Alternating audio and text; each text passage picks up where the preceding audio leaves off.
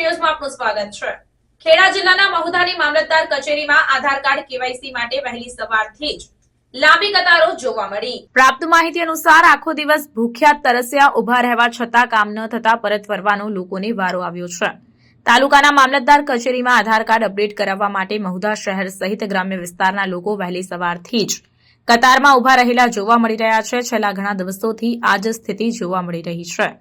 ગોકળ ગતિએ ચાલતી કામગીરીને લઈને ભારે રોષ જોવા મળ્યો છે, જેમાં નાના છોકરાઓ પણ ઘણી લાઈનોમાં તો જોવા મળ્યા છે।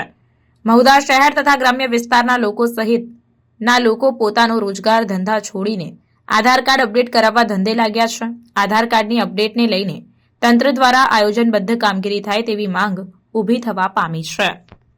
રિપોર્ટર જયદીપ કટારિયા। પ્રાર્થના સંદેશ ન્યૂઝની તમામ લેટેસ્ટ અપડેટ્સ માટે ચેનલને હમણાં જ લાઇક, શેર અને સબસ્ક્રાઇબ કરો।